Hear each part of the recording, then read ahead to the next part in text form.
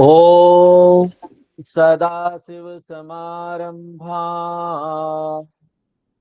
शङ्कराचार्यमध्यमा अस्मदाचार्यपर्यन्ता वन्दे गुरुपरम्परा। ॐ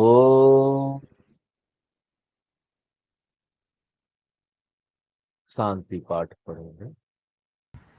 ओम सहनावतु ओम सहना भवतु सहनौ भुनक्तु सहनौ भुनक्तु सह वीर्यं करवावहै सह वीर्यं करवावहै तेजस्विनावधीतमस्तु मा विद्विषावहै। तेजस्विनावधीतमस्तु मा विद्विषावहै। ओम शांति शांति शांति। ओम शांति शांति शांति। 11 नंबर मंत्र पढ़ेंगे।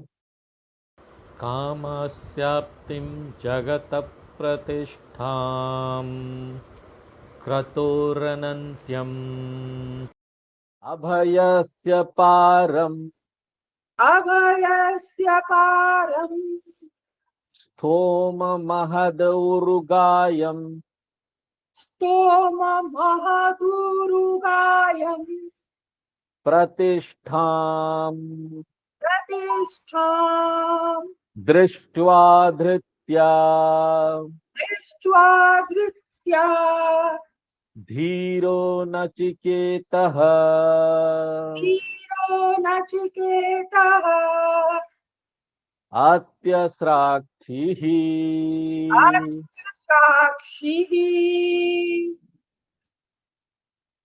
तो गुरु की इस शिक्षा के और विद्यार्थी इसका गुणगान करने के बाद यम धर्मराज जी फिर से एक बार स्टूडेंट की महानता का गुणगान कर रहे हैं। वो नचिकेता की तुलना अपने आप से कर रहे हैं, खुद से कर रहे हैं, और वो इस बात को बता रहे हैं कि ये यम का पदवी मिलने से पहले यम धर्मराज जी एक मनुष्य थे पिछले किसी जन्म में, और इस यमराज के पोस्ट को उन्होंने प्राप्त किया था पुण्य करके। तो वो तुलना कर रहे हैं कि हमारी स्थिति क्या थी और तुम्हारी क्या है नचिकेता। मैं जब मनुष्य था तो मैंने कभी मोक्ष नहीं मांगा, मोक्ष की इच्छा नहीं की, जबकि तुम तो मनुष्य हो नचिकेता। तुमने मोक्ष मोक्ष मोक्ष मुक्ति के अलावा यहां कुछ नहीं मांगा। अरे यही नहीं, मैंने तो तुम्हें इतना आकर्षण दिया, इतनी सारी दुनिया भर की चीजें दे दी जो लोगों को यहां प्राप्त नहीं होती इस भौतिक लोक में। लेकिन देखो तुम्हारे मन में तो कोई भी इच्छा नहीं, सब त्याग दिया तुमने। और मैंने तो तुमको फ्रीली ऑफर किया था ये सब, बट यू रिजेक्टेड दैट। तुमने उसको रिजेक्ट कर दिया, बिना पल के झपकाए, नहीं चाहिए मुझे ये सब। और वो सारी चीजें जो मैंने तुमको ऑफर किया वो सिर्फ इस दुनिया की चीज नहीं थी। मैंने तो तुम्हें ब्रह्मा जी का पद तक ऑफर किया, जो हिरण्य गर्भ का पद है वो भी देना चाहा। और ऐसा हिरण्य गर्भ का पद जहां सबसे ज्यादा आनंद है। अगर लौकिक आनंद की बात की जाए तो हम लोग को खा के कितना आनंद आएगा, एक मुंह वहां 4 मुंह है। हाँ? तो ब्रह्मा जी का पद वो भी तुमने रिजेक्ट कर दिया। और ये जो मंत्र नंबर 11 है ना, उसके पहले 3 लाइन में हिरण्य गर्भ का जो पद है, जो ब्रह्मा जी का पद है, उसके ग्रेटनेस के बारे में बात की गई है। हाउ ग्रेट इट इज, कितना महान है। उनका शरीर दुनिया का सबसे श्रेष्ठ शरीर है, उनकी इंद्रियां दुनिया की सबसे श्रेष्ठ इंद्रियां हैं, और उनको जो माहौल मिला है, एनवायरमेंट, वो भी सबसे अच्छा है। उनको जो विजय प्राप्त हुआ हो रहा है वो भी सबसे अच्छा है। तीनों अच्छी, शरीर भी अच्छा है, विषय जो मिल रहे हैं वो भी अच्छे हैं, और जो वातावरण मिल रहा है वो भी तो सुंदर है। तो कितना आनंद लिया जा सकता है। सोचिए अगर ये तीनों उच्च दर्जे का हो, अंतिम ऊंचाई तक पहुंचा हुआ हो, उसके बाद कुछ नहीं हो सकता। ऐसा उच्च स्तर पर ब्रह्मा जी का पोस्ट है, तो भी तुमने मना कर दिया नचिकेता। है? और यही नहीं, वो तो दूसरे देवताओं के ऊपर शासन करते हैं। जैसे प्राइम मिनिस्टर सभी मिनिस्टर के ऊपर शासन करता है? ये भी तुमको पावर था वहां पर। आपनोति स्वराज्यम, आपनोति मनस्पति, वाक्पति चक्षुष्पति, श्रोत्र प्रतिर विज्ञानपति। तैत्रीय उपनिषद आगे हम लोग पढ़ेंगे तो उसमें आएगा, है? कि हिरण्यगर्भ जो है वो इंद्र को भी कंट्रोल करता है, इंद्र भी उसके अंदर में है। ऐसा वंडरफुल पोस्ट ये तुमको ऑफर किया गया, और तुमने क्या किया, सभी चीजों को रिजेक्ट कर दिया। वो किस प्रकार से रिजेक्ट किया, बेवकूफी की वजह से नहीं, बालपन की वजह से नहीं, दृष्टवा धीर अत्यसाक्षी ही। चौथा लाइन इस मंत्र का, 11वां मंत्र का, दृष्टवा। दृष्टवा यानी सिर्फ देख कर नहीं, दृष्टवा यानी नॉलेज। नॉलेज अच्छी प्रकार से अध्ययन किया उस पोस्ट का, उस पोस्ट में क्या खामियां हैं, उसका लाभ और हानि देखा, उसको तौला उसने, क्या उसमें अच्छाई है क्या खराबी है। यम धर्मराज जी ने तो उसको ऑफर किया ना, आकर्षित करने के लिए। तो यम धर्मराज जी ने उनको सिर्फ, नचिकेता को सिर्फ प्लस पॉइंट बताया कि ब्रह्मा जी के पोस्ट में लाभ क्या है। लेकिन देखो कितना बुद्धिमान था वो नचिकेता, अपने आप उसने एनालिसिस की, और उसका हानि क्या है, उसमें खराबी क्या है, वो भी देख लिया। तो दृष्टवा यानी दोष दर्शनम कृत्वा। यहाँ पर संसार में जितनी चीजें ना, उसमें हमको दुख और दोष का दर्शन करना चाहिए। भगवान गीता में भी ये बोलते हैं, विवेकी व्यक्ति ये करता है। माइनस पॉइंट देखिए,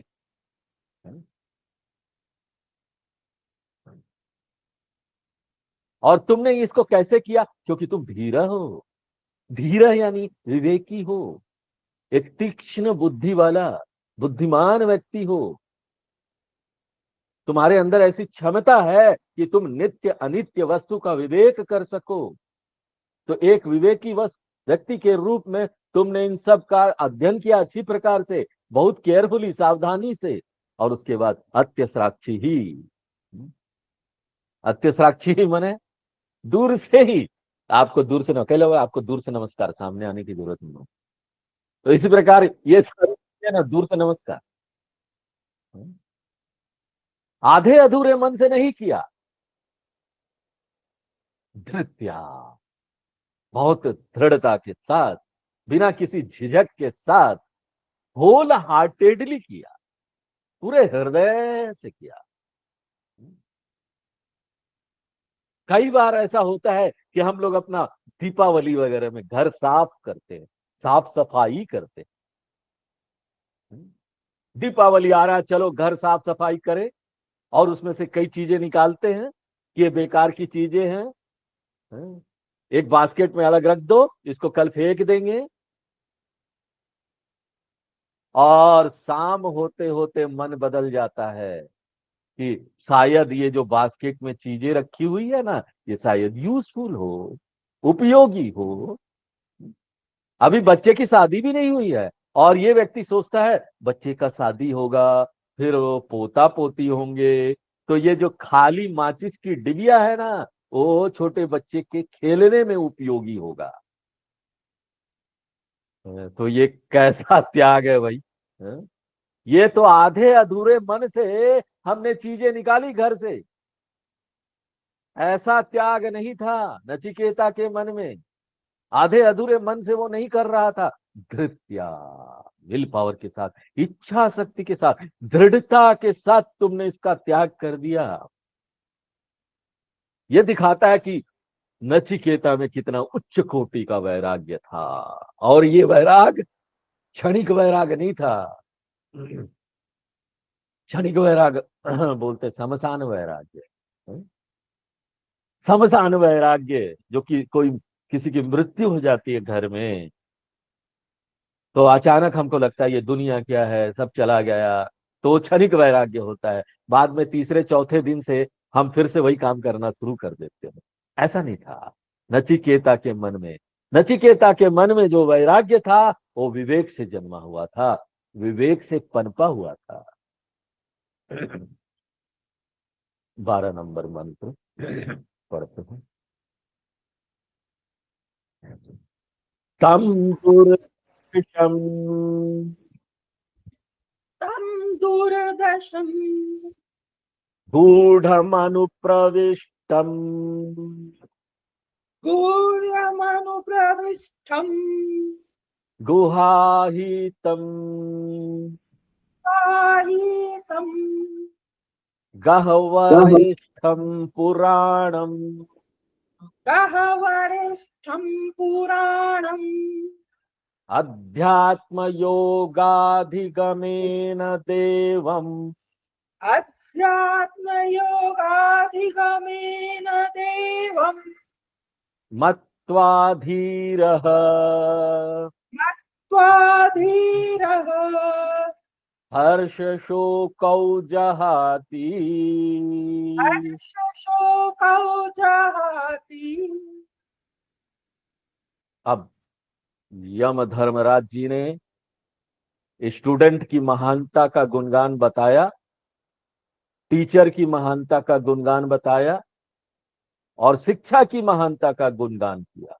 अब आगे इन दो मंत्रों में 12 और 13, उसमें यम धर्मराज जी ज्ञान प्राप्त करने का क्या साधन है उसका सार बता दो। What is the means of attaining the knowledge of self.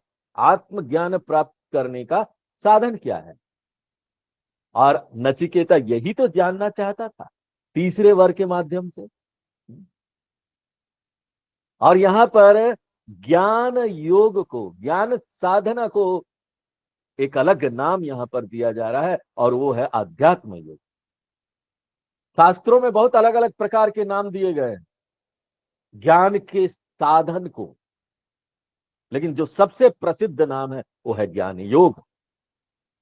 और कभी कभी इसको अध्यात्म योग भी बोला जाता है, यहां पर उसको अध्यात्म योग बोला जा रहा है। मांडुक्य कारिका में जब हम लोग जाएंगे तो वहां पर बताया गया स्पर्श योग। तो बहुत सारे नामों का उपयोग होता है, यहां पर आध्यात्म योग बोला जा रहा है। और इन दो मंत्रों में इसका सार बताएंगे हमको। आध्यात्म योग के माध्यम से एक व्यक्ति आत्मा को जान सकता है। तो पहले वो बता रहे हैं कि आत्मा की प्रकृति क्या है, उसका लक्षण क्या है। What is the nature of आत्मा। दूरदर्शन, जो इंद्रियों से देखा नहीं जा सकता, इंद्रिय अगोचरम है। तो आत्मा वो है जिसको वस्तु बनाकर इंद्रियों के माध्यम से देखा नहीं जा सकता, सामने रखकर ऑब्जेक्टिफाइबल नहीं किया जा सकता। तो इसको आप ये भी समझ सकते हैं कि जब इंद्रियों से नहीं देखा जा सकता तो दूसरे और जो ज्ञान के माध्यम है उससे भी नहीं देखा जा सकता, क्योंकि दूसरे और जो ज्ञान के माध्यम है वो इंद्रियों पर ही निर्भर है। इंद्रियों से डेटा कलेक्ट करते हैं, और इंद्रियों से जानकारी इकट्ठा करते हैं और उस जानकारी को अपने दिमाग में डालते हैं और उसको प्रोसेस करते हैं और उसके बाद अनुमान लगाते हैं। अर्थापत्ति, अनुपलब्धि, अनुमान, ये सब किस पर आधारित है?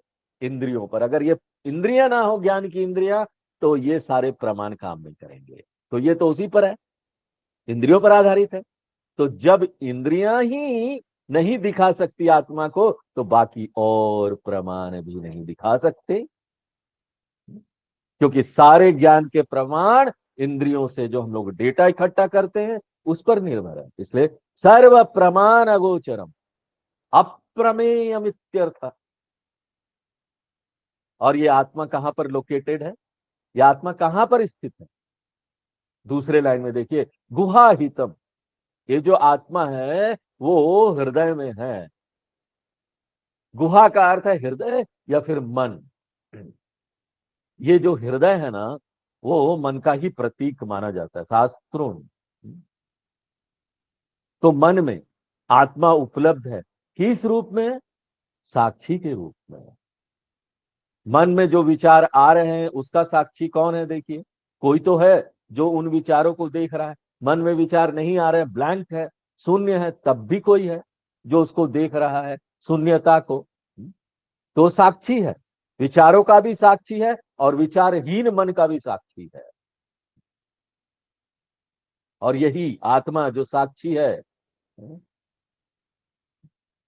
ये जो विचार चल रहे हैं मन में उसका भी साक्षी, और जो विचार जब नहीं होते, थॉटलेस स्टेट ऑफ माइंड होता है, उसका भी साक्षी।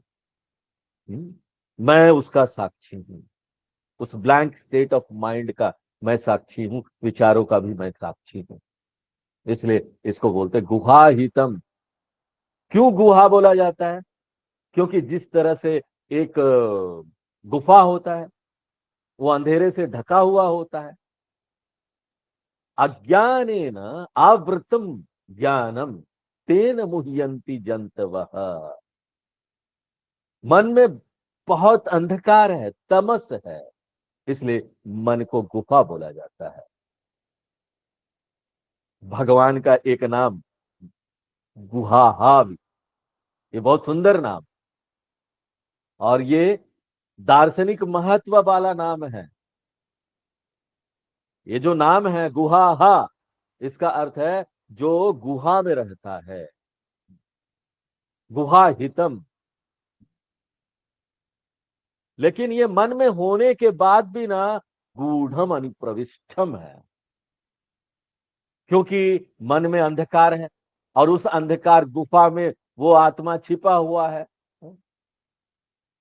अंधकार वाले गुफा में, अंधकार वाले मन में क्या अंधकार है? मन में अज्ञान का अंधकार। आप इससे क्या समझ रहे हैं? जब हम बोलते हैं कि आत्मा अंदर छुपा हुआ है, तो ना हमको बहुत सावधानी से समझना चाहिए। सचमुच में आत्मा छुप नहीं सकता और आत्मा को ढका भी नहीं जा सकता। क्यों? क्योंकि किसी चीज को ढकने के लिए, अगर आत्मा को ढकना है तो आत्मा से बड़ी कोई चीज हमको चाहिए। इसलिए देखिए, जब हम सोते हैं निद्रा अवस्था में, तो हमको कोई चादर चाहिए होता है, तो हमारे शरीर से बड़ा चादर चाहिए ना ढकने के लिए। नहीं तो सारे मच्छर आकर कभी पाँव में काटेंगे, कभी सिर में काटेंगे। तो हमको ना ऐसा चादर चाहिए जो हमारे पूरे शरीर को ढक सके, हमारे शरीर से बड़ा हो, तो बड़ा होना चाहिए। उसी प्रकार आत्मा को अगर ढकना है तो ढकने वाली जो चीज है वो आत्मा से बड़ा होना चाहिए, और यहां पर आत्मा से बड़ा कोई चीज है ही नहीं। क्यों? क्योंकि आत्मा खुद ही असीमित है।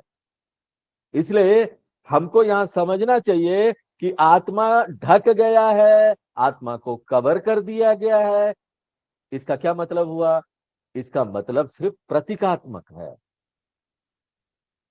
शब्दार्थ हमको नहीं लेना है, सीधे सीधे वाला अर्थ नहीं लेना है। यही गलती ज्यादातर लोग करते हैं।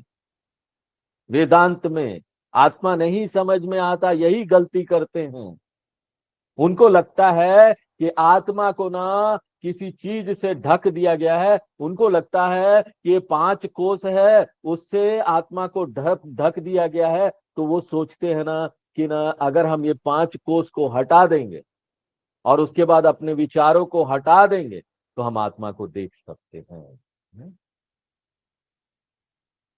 उनको लगता है ये जो विचार है ना स्क्रीन की तरह है जो आत्मा को ढक रहे हैं। इसलिए जब आपका मन शांत हो जाएगा, विचार शांत हो जाएंगे, तो वो स्क्रीन हट जाएगा और आत्मा हमको दिख जाएगा। ये सारा चीज ना सामान्य गलत धारणा है जो लोगों के बीच में है। सचमुच में देखिए, ये विचार ना आत्मा को कभी भी ढक नहीं सकता है। तो आप यहां पर क्या अर्थ है, ढक दिया, उसका क्या मतलब है? आत्मा को कवर कर दिया, क्या मतलब है? शंकराचार्य जी बोलते हैं कि मन जो भटक जाता है ना, उधर उधर इधर उधर चला जाता है, मन भटकता है, तो ये भटकन जो है ना वो ही ढकने के रूप में, प्रतीकात्मक रूप में बताया जा रहा है। जैसे आपके सामने कोई आता है और आपका ध्यान उस व्यक्ति की तरफ चला जाएगा और अस्थायी रूप से आपका ध्यान उस व्यक्ति की तरफ गया, तो उस समय जो मैं प्रवचन बोल रहा हूं आपको सुनाई नहीं देगा। तो ये किस प्रकार का हो गया? ये ऐसे ही हो गया, जो मेरे शब्द है ना वो ढक गए। क्यों? आपका ध्यान ही वहां नहीं रहा।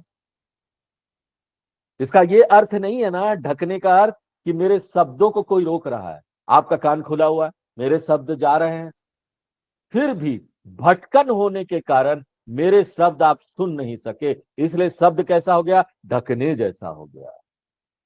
तो हम बोल सकते हैं जो भटकन है ना, मन का भटकन, वो एक प्रकार का ढकना है जिससे आत्मा ढक जाता है। इसी प्रकार से हर वक्त वो चेतनता हमारे सामने है, हम उसका अनुभव कर रहे हैं, लेकिन वो ढका हुआ जैसा है, क्योंकि हम बहुत सारी चीजों में अभी बिजी बिजी बिजी, हमारा मन बहुत सारी चीजों में यहां लगा हुआ है। बाहर की दुनिया हमको आकर्षित करती है, मेरे अंदर का विचार मुझे भटकाता है। इसके कारण से जो विचारों का साक्षी है, जो मूल मेरा स्वरूप है, उसके तरफ ध्यान हम नहीं ले जा सकते। जो साक्षी है उसकी तरफ ध्यान हमारा नहीं जाता, इसलिए गूढ़म अनुप्रविष्टम। शंकराचार्य जी बोलते हैं कि यहां पर जो हम दुनिया में बिजी बिजी है ना, इसी कारण से हमारा ध्यान वहां नहीं जाता, इसी कारण से लगता है कि आत्मा ढक गया है। इसलिए क्या, एक बार आप आत्मा की तरफ से ध्यान हटा लेते हैं, जो आपका सचमुच का स्वरूप है, तो वहां पर ढकना जैसा हो जाता है, डार्कनेस हो जाता है, अंधेरा हो जाता है। और उसके कारण से क्या होता है, हर तरह की गलत धारणा सामने आने लगती है, क्योंकि दूर एक रस्सी पड़ा हुआ है और थोड़ा सा अंधेरा है, शाम का वक्त है, दूर से वो रस्सी सांप दिखाई देगा, हम डरेंगे अंधेरे के कारण, हम रस्सी को नहीं जान पा रहे हैं, इसलिए गलती से उसको सर्प समझ ले रहे हैं। कि कोई भी जो अज्ञान है ना, वो बीज है इन सब त्रुटियों का, रॉन्ग आइडियाज का, जो हमारे मन में आ जाता है। इसलिए क्या होता है, हम अपने आप को आत्मा स्वीकार करने के बदले ये स्वीकार कर लेते हैं कि हम शरीर है, हम मन है। शरीर और मन के साथ अपनी पहचान बना लेते हैं और उसके बाद सारी चीजों से अपना संबंध बना लेते हैं, चाहे हमको पसंद हो या ना हो, ये संबंध बन जाता है एक बार जब हम शरीर और मन से अपनी पहचान बना लेते हैं। विवाह जब होता है तो एक व्यक्ति सीधे सीधे संबंध किससे बना रहा है? लड़की से बना रहा है ना, लड़की के साथ उसका गठबंधन हो रहा है, लेकिन साथ साथ कितने सारे और परिवार के सदस्य हैं, सास है, ससुर है, दूसरे और लोग हैं जो उसके साथ जुड़ जा रहे हैं। सीधे सीधे वो उसके साथ ना गठबंधन नहीं कर रहा अपनी सास के साथ या ससुर के साथ, लेकिन लड़की के साथ कर रहा है। इसके कारण क्या हो रहा है, गठबंधन हो जा रहा है। Father in law, mother in law, तो वो जो लड़की है उसके साथ संबंध बनाने से, गठबंधन बनाने से ऑटोमेटिकली बाकी सब लोगों के साथ गठबंधन बन जाता है। इसी प्रकार से ये जो लड़की रूपी शरीर है हमारा, शरीर त्रयम जो है ना, ये लड़की है, इसके साथ हमने अपनी पहचान बनाई, गठबंधन बना। स्वामी चिन्मयानंद जी बहुत सुंदर तरीके से बोलते थे कि हम सभी लोग मुसलमान हैं। क्यों? हम लोगों के ना 3 पत्नियां हैं, और वो 3 पत्नियां कौन कौन सी है? स्थूल शरीर, सूक्ष्म शरीर, कारण शरीर। हम लोग मुसलमान, 3 पत्नी। और एक बार आप इन 3 पत्नियों से अपनी संबंध बना लेते हैं ना, तो इन शरीर के माध्यम से बाकी और संबंध आ जाते हैं, और उसका परिणाम क्या होता है? जीवन में उतार चढ़ाव, झटका सुटका सब लगना शुरू हो जाता है ना? तो हमको क्या करना पड़ेगा? मुसलमान लोग क्या करते हैं? तलाक, तलाक, तलाक। 3 बार तलाक कर दीजिए, डाइवोर्स हो गया। क्यों 3 बार तलाक? स्थूल शरीरम तलाक, सूक्ष्म शरीरम तलाक, कारण शरीरम तलाक, शरीर त्रयम तलाक। और उसके बाद हम क्या बन जाएंगे? तूर्य। स्थूल शरीर के पति के रूप में हम विश्व है, हमारा नाम क्या पड़ जाता है? विश्व।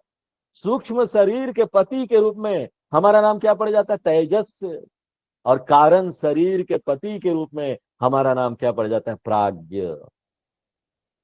तो ये जो रिलेशनशिप है, ये संसार बनाता है। इसी कारण से इतना बड़ा संसार यहां बन गया है। तो आत्मा अभी किससे घिरा हुआ है? चारों तरफ से गहवरिष्ठम, गहरी समस्याओं से घिरा हुआ है। इतने सारे संबंध और इतने सारे उतार चढ़ाव सब चल रहे हैं, आत्मा की तरफ ध्यान किसका जाएगा? तो इसलिए आत्मा गहरी गुफा में छिपा हुआ है, ढक गया है बहुत सारी समस्याओं के साथ में, संसार रूपी समस्याओं से घिर गया है।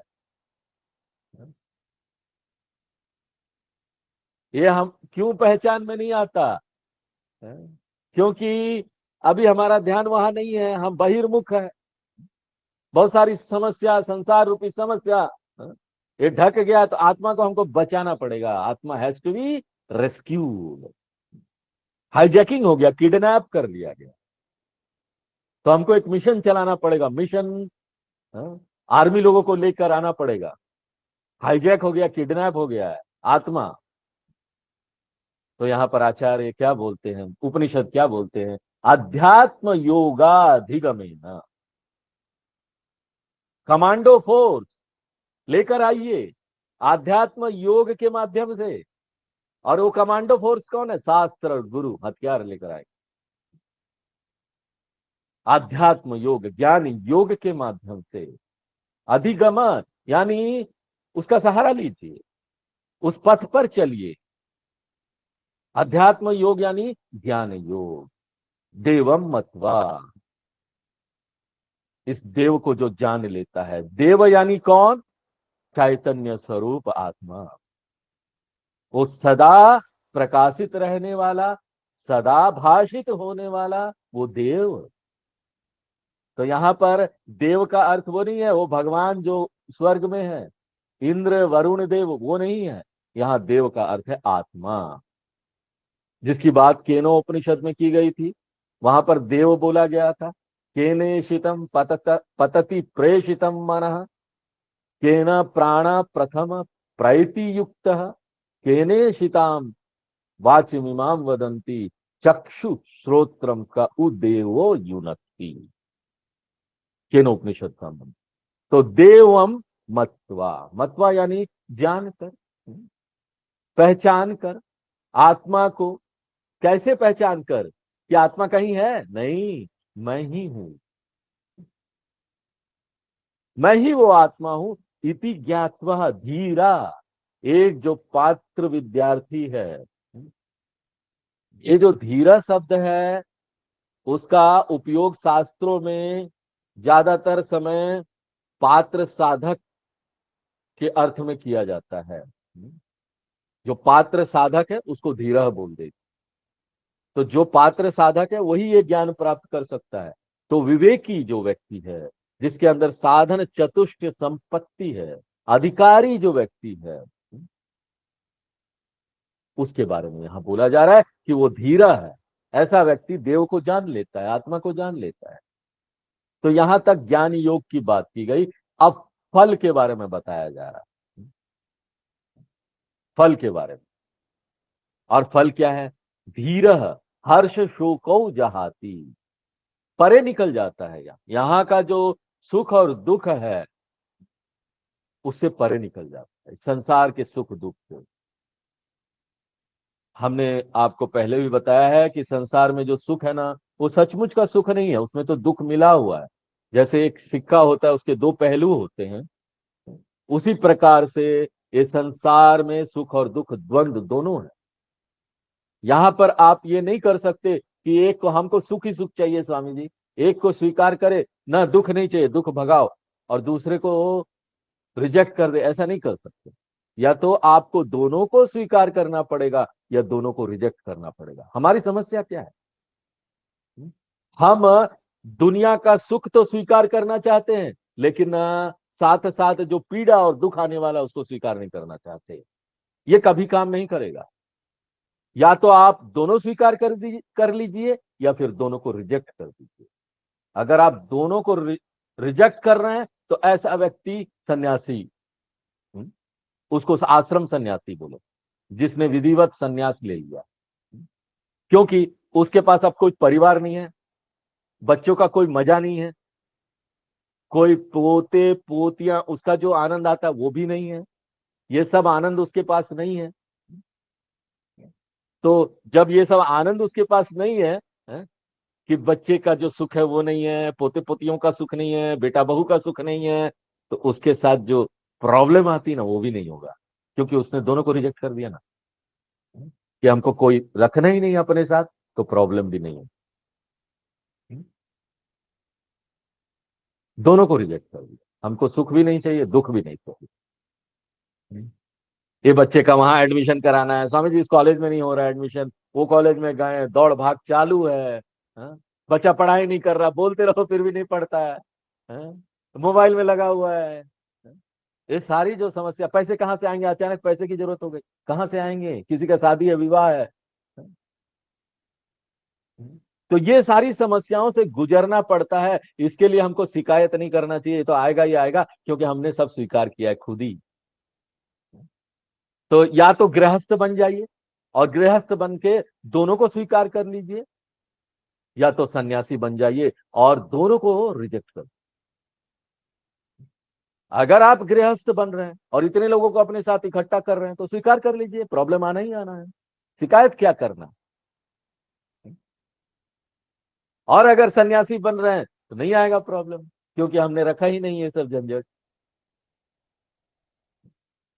अब हमको देखना पड़ेगा कि हमको दोनों को स्वीकार करना है या दोनों को रिजेक्ट करना है, और ये संभव आत्मज्ञान से ही है। अगर गृहस्थ के रूप में आप लोगों को अगल बगल अपने पास रखना चाहते हैं, संबंध बनाकर रखना चाहते हैं,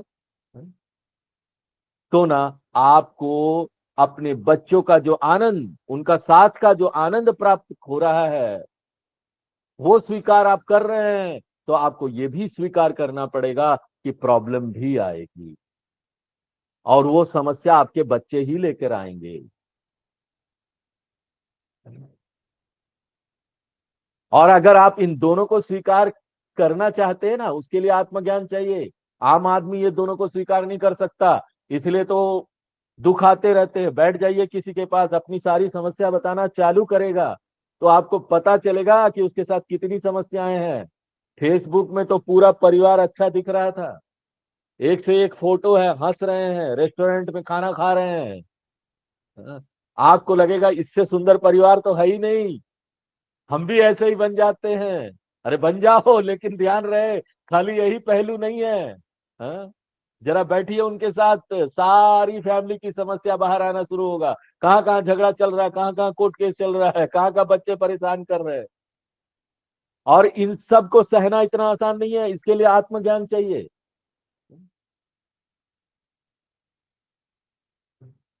तो आप कुछ भी यहां कर सकते हैं, गृहस्थ में रहो या फिर सन्यासी बन जाओ, कुछ भी करो, आत्मज्ञान प्राप्त कर लो। आत्मज्ञान प्राप्त करोगे तो समस्या नहीं होगी, आत्मज्ञान नहीं प्राप्त करोगे तो दोनों जगह समस्या है। गृहस्थ में हो तो घर में झगड़ा चलता रहेगा, और सन्यासी हो गए तो आश्रम में झगड़ा चलता रहेगा, दोनों जगह झगड़ा चलता रहेगा। क्यों? स्वीकार ही नहीं है दूसरे लोग, अभी आत्मज्ञान हुआ ही नहीं। दुनिया भर का बदलाव हम करते रहते हैं बाहर, यहाँ से वो चले जाए, यहाँ से हम जाना चाहते हैं। और गृहस्थ वाले लोग ना बोझ समझने लगते कभी कभी, ये परिवार बड़ा बोझ हो गया स्वामी, कई लोग हमको बोलते हैं, फोन आता है हमारे पुराने दोस्तों का। ये परिवार बड़ा बोझ हो गया भाई। अच्छा है तुम अच्छे हो, सफेद वस्त्र है? ये परिवार बड़ा बोझ हो गया है, कभी कभी लगता है हम भी ना ऐसे ही तुम्हारे जैसा हो जाए, हैं? ये सफेद वस्त्र पहन ले, कोई परिवार विवार ना हो, या सन्यासी बन जाए, छोड़ दे, भाग जाए यहाँ से। तो हम उनको समझाते हैं भैया ये भागने से नहीं होगा, भाग के कहीं भी चले जाओ, मन तो तुम्हारा वही है ना, वही कुड़कुड़ाओगे। है? ऋषिकेश में जाओगे किसी आश्रम में, वहां पर आश्रम में वहां का जो स्वामी जी होगा उसका बाल खींचोगे। या फिर कुछ गलत काम करना शुरू करोगे वहां पर। हाँ स्वामी जी आश्रम का अकाउंट मैं मेंटेन कर दूंगा, ठीक है, पता चला आश्रम के अकाउंट से पैसा गायब होने लगा। हाँ, अरे वो भी तो वही करते थे ऑफिस में बैठ के, माइंड तो वही है ना, अब आश्रम में बैठ के वो कर रहे हो। तो इस प्रकार से कहीं भी रहो आत्मज्ञान चाहिए, आत्मज्ञान नहीं है कुछ नहीं। वही प्रॉब्लम आएगा, कुछ भी कर दो, मन वही है, मन तो बदला ही नहीं। बाहर का संसार के ऊपर हमारा कितना कंट्रोल है, कितना नियंत्रण कर सकते? नहीं कर सकते। मत्वा धीर हर्ष शोको जहाती, ये जो धीरा है ये ज्ञान को प्राप्त करके, ज्ञान योग करके सबसे छूट जाए।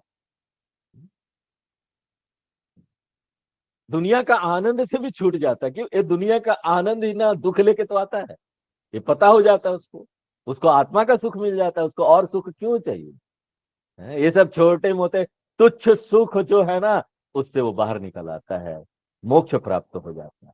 तो ये बहुत सुंदर श्लोक है जो ज्ञान योग के बारे में बात करता है और ज्ञान योग के फल के बारे में बात करता है। और यही बात ना एक अलग तरीके से आगे के मंत्र में बताया गया है। 13वां मंत्र पढ़ते हैं। एतत् श्रुत्वा एतत् श्रुत्वा संपरिगृह्य मर्त्यः सम्परिगृह्य मर्त्यः प्रवृह्य धर्म्यम् प्रवृह्य धर्म्यम् अणुमेतमाप्य अनुमेतमाप्य समोदते समोदते मोदनीय गुंहि लब्ध्वा मोदनीयहुं हि लब्ध्वा विवृत गुम सद्मन विवृत गुम सद्मा विवृतिगुं सद्मा नचिकेत सम्मन्ये। नचिकेत सम्मन्ये।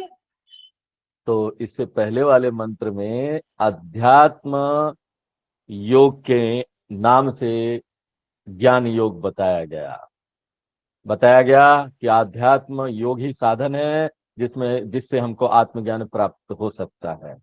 तो प्राकृतिक रूप से हमारे मन में प्रश्न आएगा कि स्वामी जी ये आध्यात्म योग क्या है, आध्यात्म योग में हमको करना क्या पड़ेगा?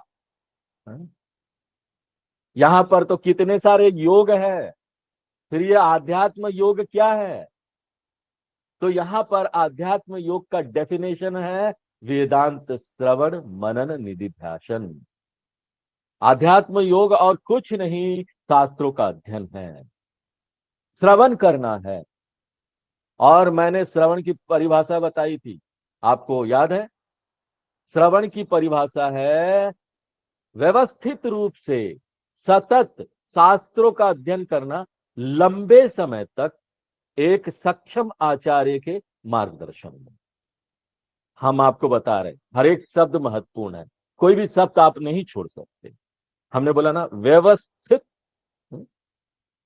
सतत, लंबे समय तक एक सक्षम आचार्य के मार्गदर्शन में आपको अध्ययन करना पड़ेगा। हर एक शब्द महत्वपूर्ण है, नहीं तो ये काम नहीं करेगा। और इसी को बोलते हैं श्रवणम, वेदांत विचार। वेदांत विचार, मननम, मनन करते हैं। उसके बाद हम श्रवण के बाद श्रवण कर लिया अच्छे प्रकार से, फिर मनन करेंगे। मनन में हम अपने संशय को दूर करते हैं, क्योंकि कुछ भी चीज सुनो तो संशय तो आएगा, और सुन के खाली छोड़ देंगे तो नहीं आएगा, विचार करेंगे तब आएगा। और उसके बाद निधि ध्यासनम करना, इस ज्ञान को आत्मसात करना। तो जब यहां पर इस मंत्र में एतत् श्रुत्वा बोल रहे हैं ना, ऐसा सुनकर, तो सुनकर क्या मतलब, क्या है? यही सुनकर, यही तीन को यहां पर एक शब्द में बोल दिया गया, एतत् श्रुत्वा। मर्त्य, मर्त्य यानी एक जो साधक है, जो इस संसार में रह रहा है और जो नश्वर है, मर जाएगा। आगे मरना तो है ही, शरीर है तो मरेगा इस संसार में, इसलिए मर्त्य एक मनुष्य। क्योंकि जब तक ज्ञान नहीं आता वो अपने आप को नश्वर व्यक्ति समझता है कि हम मर जाएंगे। ज्ञान जब आता है ना, तभी वो जान पाता है कि मैं तो अमर हूं। इसलिए यहां पर ये शब्द का उपयोग हो रहा है, मर्त्व, एतत् श्रुत्वा। उसको आत्म तत्व के बारे में सुनना पड़ेगा, एक सक्षम आचार्य से उसके द्वारा सिखाया जाना चाहिए। श्रवणम कृत्वा। और जब हम यहाँ शास्त्र बोलते हैं तो यहाँ पर ऐसे शास्त्र की बात कर रहे हैं जो आत्मा के बारे में बात करता है। वेदांत शास्त्र की बात कर रहे हैं, वेद पूर्व भाग की बात नहीं कर रहे हैं, जहां पर कर्मकांड दिए गए हैं, कैसे पूजा करना है, क्या करना है, क्या से क्या मिलेगा, उसकी बात हम नहीं कर रहे हैं। उपासना कैसे करना है ना, शास्त्र जो संबंधित शास्त्र है, जो सिर्फ आत्मा के बारे में बताते हैं, उसी का अध्ययन होना चाहिए। और उसके बाद एक व्यक्ति को क्या करना चाहिए, संपरिगृह्य, स्पष्ट रूप से इस शिक्षा को आत्मसात करना चाहिए, आत्मा को समझना चाहिए चेतन सत्ता के रूप में। और हमने आपको चेतनता के बारे में 5 पॉइंट जो बताए हैं वो याद रखना चाहिए। क्या 5 पॉइंट है? चेतनता जो है ना, वो भाग नहीं है, गुण नहीं है, उत्पाद नहीं है शरीर का। चेतनता एक स्वतंत्र सत्ता है जो शरीर से अलग है, वो शरीर में व्याप्त हो जाती, शरीर को जिंदा कर देती है। और चेतनता जो है ना, वो शरीर की सीमा तक सीमित नहीं है। चेतनता जो है वो शरीर के मर जाने के बाद भी रहती है। शरीर के चले जाने से चेतनता यहाँ व्यवहार नहीं कर सकती, हम उसको पहचान नहीं सकते। तो इसका मतलब ये नहीं है कि चेतनता है ही नहीं। जो माध्यम था व्यक्त होने का, जिस माध्यम से पहचान पाते थे हम चेतनता को, वो चला गया है। चेतनता तो वही है, हम पहचान नहीं पा रहे, व्यवहार करने वाला माध्यम चला गया। और इसको आत्मसात करने के लिए हम आपको लाइट का उदाहरण देते हैं, प्रकाश का, जो हाथ से अलग है। ये सारी चीजें आपको ना यहाँ पर याद करनी है। संपरिगृह्य, अच्छे प्रकार से आत्मसात करके इस चेतनता को, किस रूप में? शरीर के विशेषण के रूप में नहीं, एडजेक्टिव, एडजेक्टिव के रूप में नहीं। आत्मा कोई एडजेक्टिव नहीं है, आत्मा नाउन है, संज्ञा है, मैं खुद हूं। संज्ञा यानी मैं खुद हूं। तो परिग्रहणम यानी अच्छे प्रकार से आत्मसात करना, संपरिगृह्य यानी बिना किसी संशय के आत्मसात करना। तो ये जो क्लियरली स्पष्ट रूप से आत्मसात करना है, उसका तरीका क्या है? मनन करके हम करते हैं। कोई डाउट्स है तो आप वो डाउट दूर कर लीजिए। तो श्रवणेन ज्ञानम प्राप्य मननेन संशय निराश्य है। और उसके बाद एक व्यक्ति को क्या करना चाहिए? प्रवृह्य, आत्मा को ना अलग कर लेना चाहिए शरीर से। किस तरह से? गन्ने को पेरते हैं, गन्ना डालो, उसमें से रस निकल जाएगा मशीन में, एकदम उससे निकाल लेगा, दबा दबा के चबा के उसको। तो वहां पर जो होता है वो तो फिजिकली होता है ना, हम दबा के, वैसे शरीर को दबा के आत्मा नहीं निकालना, ना मुश्किल हो जाएगा। यहाँ जो हमको प्रोसेस करना है वो बुद्धि में करना है, बुद्धि से अलग करना है शरीर को और आत्मा को। वो शुगर केन की तरह नहीं करना है कि शुगर केन को डाल दिया, पिरो दिया, पिरोना नहीं है, पिरो के नहीं निकालना आत्मा को। यहाँ पर तो बुद्धि से देख लेना है। हम अभी भी देखो बुद्धि से देख लेते हैं ना। अभी हमको खाली इतना ही याद था जब तक वेदांत में नहीं आए थे कि हाथ है, हाथ है, किसी को भी दिखाई, नहीं स्वामी जी आप हाथ दिखा रहे हो, अरे लाइट भी तो देखो, उस लाइट की वजह से तुम हाथ देख रहे हो ना। वो कभी देख नहीं पाए थे हम, हमारा ध्यान ही नहीं था, अब हम देख पा रहे हैं, बुद्धि से देख पा रहे हैं ना। कुछ नया क्या किया हमने? बुद्धि प्राप्त कर लिया कि लाइट भी है। तो हमको ये समझना पड़ेगा कि ये चेतनता हम है, अपने आप को, हमारा सचमुच का स्वरूप जो चेतन था, और उसमें हमको शरीर मन ये नहीं इंक्लूड करना पड़ेगा, इसको हटाना पड़ेगा।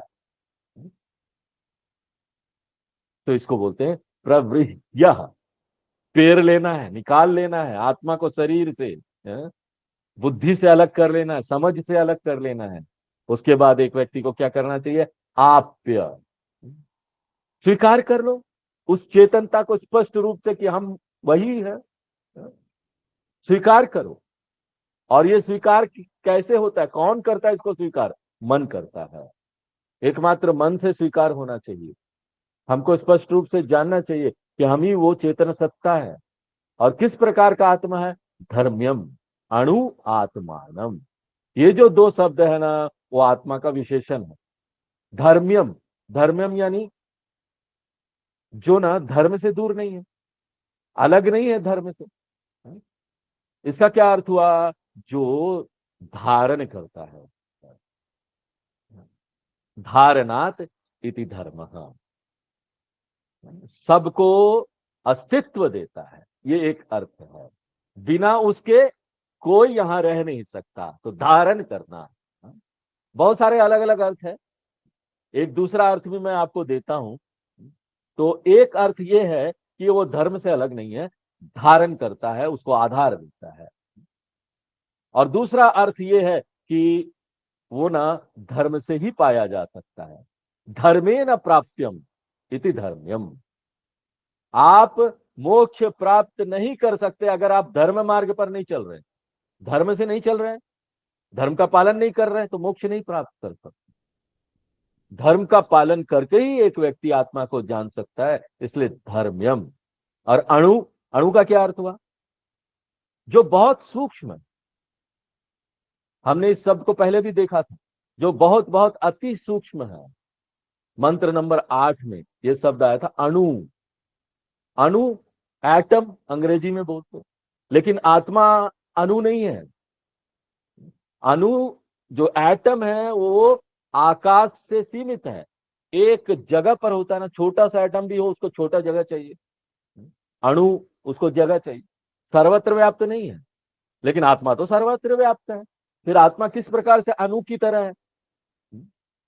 उसको अणु इसलिए बोला जा रहा है क्योंकि जिस प्रकार से एक अणु छोटा होता है, बहुत सूक्ष्म होता है, अति अति सूक्ष्म होता है, उसी प्रकार से आत्मा भी ना सूक्ष्म सूक्ष्म, बहुत सूक्ष्म।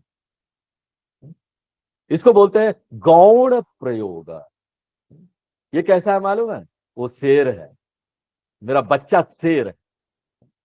तो शेर है क्या मतलब? वो शेर बन गया क्या?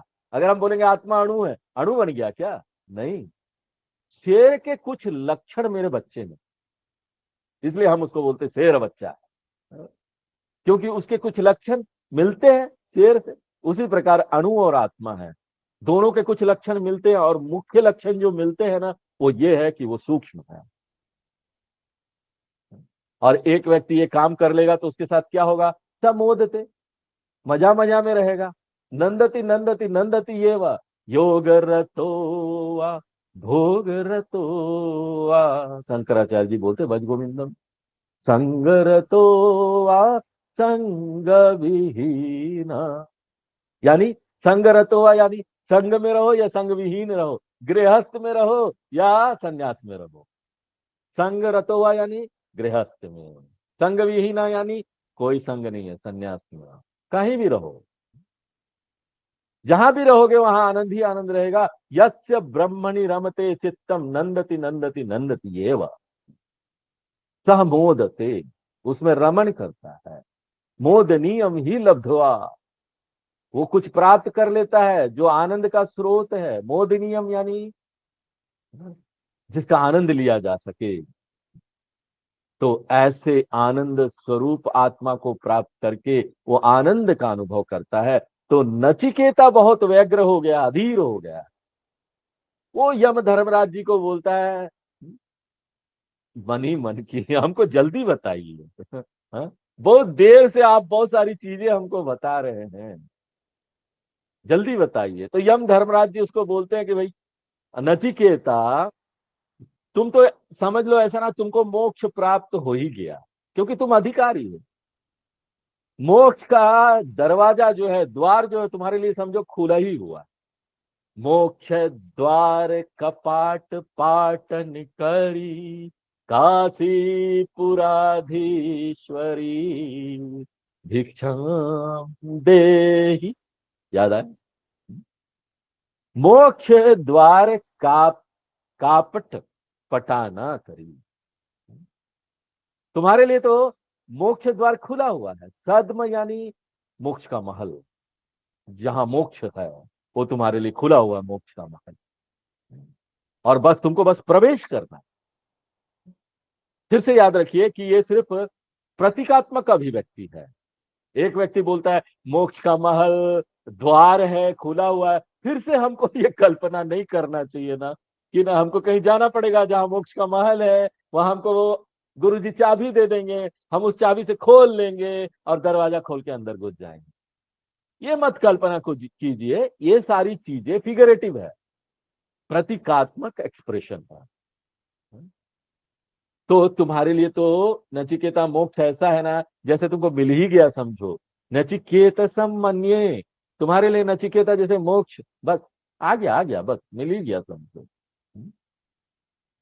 आगे का एक मंत्र और देख लेते हैं, 14 मंत्र, 14वां मंत्र।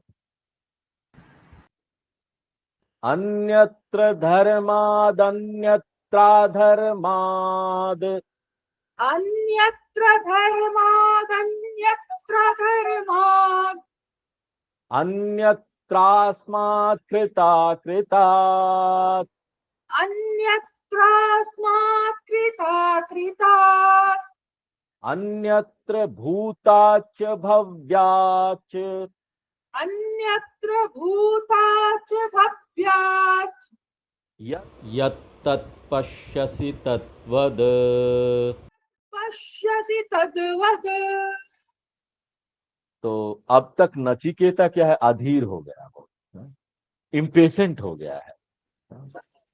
उसको ऐसा लग रहा है अरे आत्मज्ञान देने के बदले ने क्या क्या बातें किए जा रहे हैं यमराज जी। हाँ? पिछले वल्ली के 20वें मंत्र में आत्मज्ञान के लिए मैंने पूछा था, अभी तक वो शुरू ही नहीं किए, मैं इतना इंतजार कर रहा हूं। हाँ?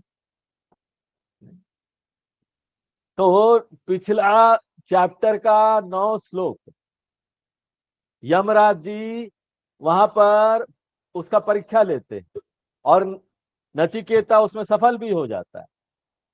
हाँ? और वो ये अपेक्षा करता है चलो होगा, मैं सफल हो गया, अब मुझे ज्ञान मिलेगा।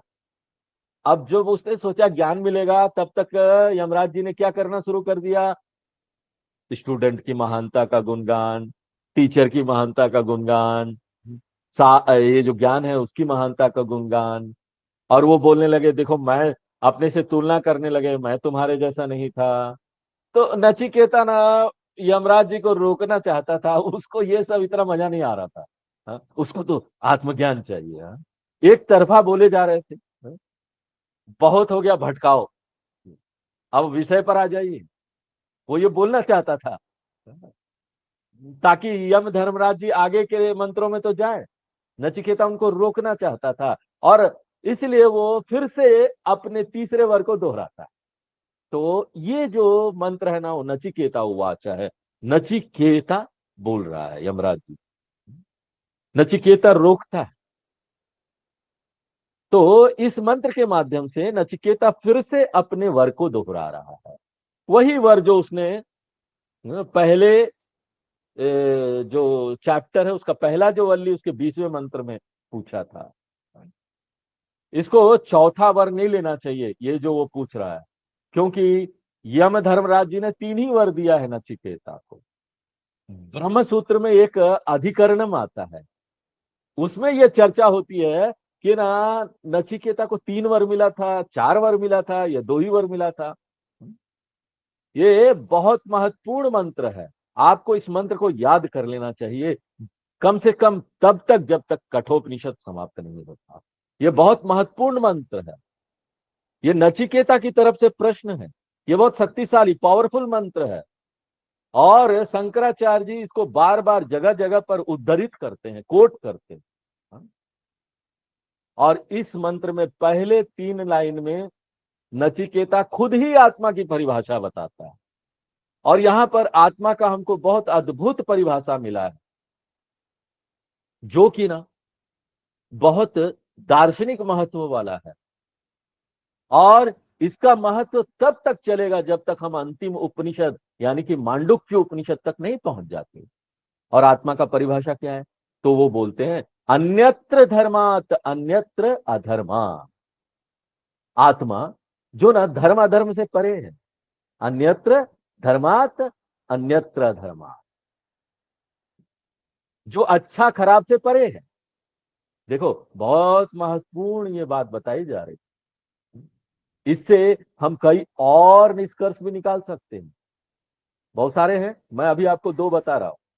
शंकराचार्य जी इसका उपयोग समन्वय अधिकरणम में करते हैं। समन्वय अधिकरणम क्या है? ये ब्रह्म सूत्र का पहला अध्याय है, जहां पर बहुत सारे दर्शन जो है, इतने सारे लोग हैं ना यहाँ, हमारे हिंदू धर्म में भी कितने सारे षड दर्शन हैं, कोई कुछ बोलते हैं, कोई वैष्णव वाले, कोई कुछ बोलेंगे, कोई कुछ बोलेंगे। हाँ? ये सारी चीजों का वहां विश्लेषण किया गया ब्रह्म सूत्र के पहले अध्याय, सारे दर्शन का विश्लेषण किया गया।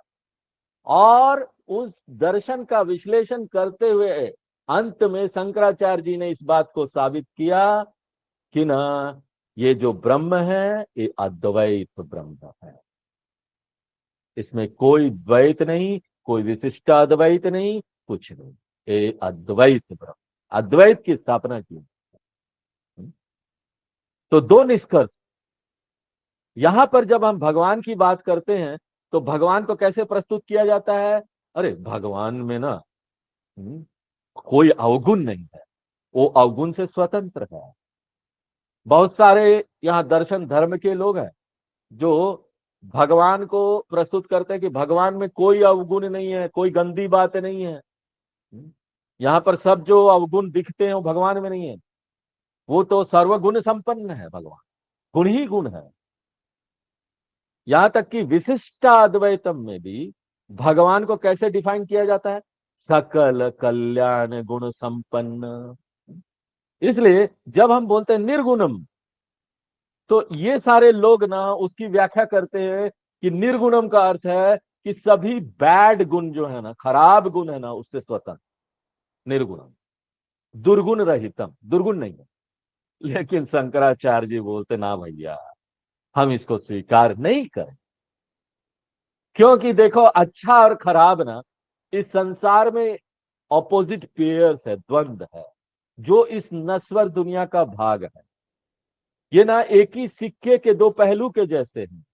इसलिए अगर आप ये रिजेक्ट करेंगे कि भगवान में ये दुर्गुण नहीं है, तो आपको ये भी रिजेक्ट करना पड़ेगा कि भगवान में गुण भी नहीं, अब्सोल्यूट है, वो निर्गुण है, भगवान गुणों से परे है। नश्वर दुनिया में ये जो हम लोग भगवान देखते हैं, ये भगवान सर्वगुण संपन्न है। इसलिए व्यवहारिक भगवान जो है हमारा, हम जो मूर्ति रखते हैं, वो सकल कल्याण गुण संपन्न है, लेकिन परमार्थिक ईश्वर जो है, जो मूल ईश्वर है, वो निर्गुण भवती, उसमें कोई गुण नहीं होता। तो ये एक बहुत महत्वपूर्ण निष्कर्ष है जो हम निकालते हैं। अल्टीमेटली भगवान क्या है? दोनों से परे है, अच्छा खराब, धर्म अधर्म, गुण, सबसे। इसलिए तो गीता के 18वें अध्याय में भगवान बोलेंगे सर्वधर्मान परित्यज्य, सारे धर्म से परे निकलो, धर्म अधर्म। इसका ये अर्थ नहीं है अभी से धर्म छोड़ दो भैया। हम अधर्म छोड़ने के बाद ही धर्म छोड़ सकते। पहले हमको बहुत धर्म का काम करना है, सेवा धर्म का काम खूब करो, शुरू में नहीं छोड़ना है। जब ये कर लेंगे ना, अधर्म नहीं रहेगा हमारे जीवन में, तब हम धर्म छोड़ सकते हैं, तब हम सन्यास में जा सकते हैं। ऐसा व्यक्ति जो सन्यास में जाता है ना, उसको बोलते हैं सन्यास आश्रम में चला गया। तो ये एक निष्कर्ष निकला है। और दूसरा निष्कर्ष क्या है? धर्म और अधर्म दोनों कर्म फल। सभी जो कर्म है ना, वो या तो पुण्य पैदा करेंगे या पाप। कुछ भी आप यहां करिए, या तो अनुकूल रिजल्ट देगा या प्रतिकूल रिजल्ट देगा। इसलिए धर्म भी कर्म फलम है, धर्म भी कर्म फलम है। निषिद्ध कर्म फलम अधर्म हो जाएगा, और जो धर्म है वो पुण्य हो जाएगा। जो यहां पर बोला गया नहीं करने शास्त्रों में, वो पाप हो जाएगा। तो अच्छे कर्म का फल धर्म है, बुरे कर्म का फल अधर्म। इसलिए ये जो भी परिणाम आता है कर्मों का, वो या तो धर्म में आ जाएगा या अधर्म। ये बोलना कि आत्मा या भगवान धर्म अधर्म से परे है, ये बताकर उपनिषद हमको ये बताना चाह रहा है कि आत्मा जो है ना, कर्म फल नहीं है, अच्छे कर्म का परिणाम नहीं है आत्मा, या बुरे कर्म का परिणाम नहीं है आत्मा। हाँ, अच्छे कर्म करने से हमको आत्मा मिल जाएगा, नहीं समझिए। अपना कर्तव्य करते रहिए, अच्छा कर्म करिए, धर्म करते रहिए, आत्मा अपने आप जान जाए। नहीं होगा। बिना पढ़े, श्रवण मनन निधि ध्यान किए नहीं होगा। खराब कर्म का परिणाम तो होगा ही नहीं। खराब कर्म इस संसार में करेंगे तो आत्मा तो ऐसे भी नहीं जान पाएंगे। तो किस प्रकार का कर्म आत्मा दे सकेगा? आत्मा को हम कैसे जान सकेंगे? क्या करके? क्योंकि सारे जो कर्म है वो तो इन दोनों में आ जाते हैं ना। इसलिए हम बोलते हैं कोई भी कर्म करके आत्मा को नहीं प्राप्त किया जा सकता। फिर आत्मा कैसे प्राप्त होगा, कैसे जानेंगे? ज्ञान, ज्ञान के अलावा कुछ नहीं। तो कर्म आपको आत्मा नहीं दे सकता, एकमात्र ज्ञान। समन्वय सूत्र में इस बात का विस्तार से चर्चा होता है। शंकराचार्य जी सब पूरा एक एक करके चर्चा करते हैं सबका। इसलिए आत्मा जो है ना, धर्म और अधर्म दोनों से परे है। उसके बाद अन्यत्र अस्मात् कृत अकृतात्। कृतम यानी किसी चीज का उत्पाद है, कृतम। अकृतम यानी किसी चीज का कारण है। कृतम अकृतम यानी कार्य और कारण। आत्मा अन्यत्र है यानी इससे बियॉन्ड, इससे परे है, कार्य कारण से परे है। आत्मा कॉज एंड इफेक्ट से परे है। और इसका भी उपयोग आप बहुत सारे निष्कर्ष निकालने के लिए कर सकते हैं। इसलिए ना, ये कर्म फल नहीं है, क्योंकि कर्म फल किस में आ जाएगा? समय के अंतर्गत है। कार्य कारण समय के अंतर्गत, क्योंकि यहां पर कार्य क्या चीज है? समय से कोई चीज को परिवर्तन किया गया तो कार्य बन गया। दूध को रख दीजिए, थोड़ा दही डाल के, सुबह वो दही बन जाएगा। तो कारण जो है वो कार्य बना समय, समय में आ जाता है। कारण जो है बाद में जाकर कार्य बन जाता है, समय लेता है। आत्मा क्या है? कार्य कारण से परे है। इसका क्या अर्थ हुआ? आत्मा ना समय से भी परे है, कालातीत है, इसलिए उसमें कोई परिवर्तन नहीं होगा, उसकी मृत्यु नहीं होगी। बियॉन्ड काल। अन्यत्र भूताच भव्यात, इसलिए वो ना भूत भविष्य इन दोनों से परे है, और उसमें साथ में वर्तमान भी जोड़ दीजिए। भूत भविष्य वर्तमान से परे है, कालातीत है, बियॉन्ड भूत है, भविष्य से भी परे है, भूत से भी परे है, वर्तमान से भी परे है।